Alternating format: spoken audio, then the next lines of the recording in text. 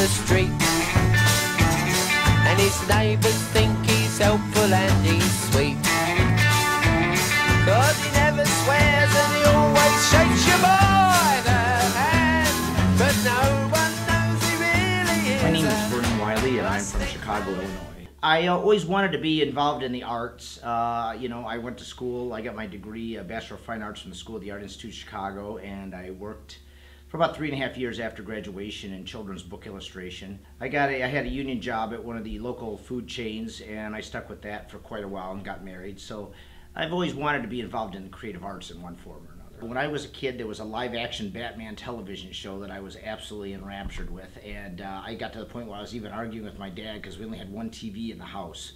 So, you know, I would have to watch that, otherwise I'd go nuts. And the females were always more interesting than the male villains were interesting, but it was always Julie Newmar when you're a kid anyway. But well, the process of starting the business was very, very long. It took 2 or 3 years from the germination of the thought, because I had spent over 15 years as a union laborer. Bit by bit, I came to the conclusion that I had a background in art.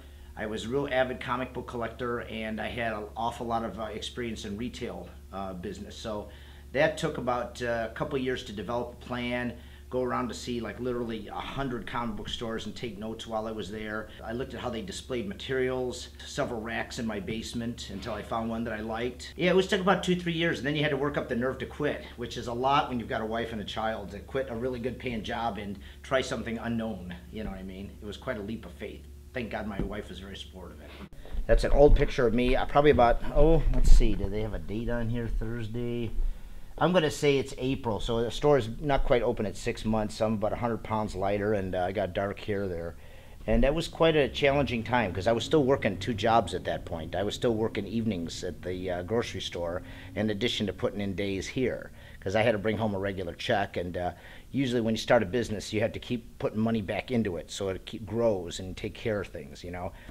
But I think it was about 1.5 years or so down the road where I was able to quit, because I was only down to like 3 nights a week over there. Boy, what a day. I never want to work 2 jobs again. The castle is kind of a unique feature of the store. It's been here since it opened, believe it or not, or not too long after that. I had the edge of the wall there, and it was driving me nuts. And one day I was breaking down this huge Keebler cookie display at the grocery store I was working at, and I said, look at those castles, those are great. So I brought like, I don't know, like 50 pounds of cardboard with me to work the next day, and I just played with it a bit, and I got them up there, and they provided a little visual oomph in the back of the store so it doesn't just end. What was it? There was a place in downtown Evanston that closed, Comic Relief, and they didn't tell anybody they were closing, and they had a huge constituent base. And all of a sudden, just after Christmas, they closed on Christmas, and then right after Christmas, all these people started showing up here.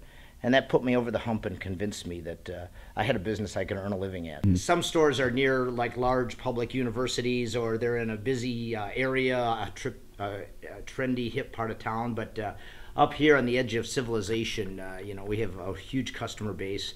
From the rich to the poor, all different types of men and women come in here for comic books. In 16 years, you watch a lot of places come and go, and I thought it was so weird, because I was like the new kid on the block in '95, and now in this particular L-shaped building that I'm in, I'm the second oldest business here now, believe it or not. There's no stereotyping a typical comic book reader. They come from all different life's directions, and you couldn't say that we've got millionaires and we've got lawyers and doctors and Indian chiefs and all sorts, the spectrum of type of people who read and enjoy comic books. Time goes on, I just may, I'm going to take this as long as I feel like doing it, you know. I think at some point after I retire, I'm just going to sell books, just be a seller online, I think, because I've amassed a pretty good sized collection.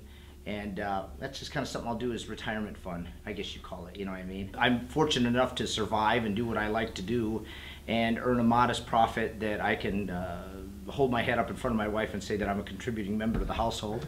Yes, I do pretty good, and it's, I don't know, you're either going to stay in business or you're not, you know what I mean? You have to enjoy what you're doing, and that's what gets you through the work. It's not work when you enjoy what you're doing. You know, that's the key.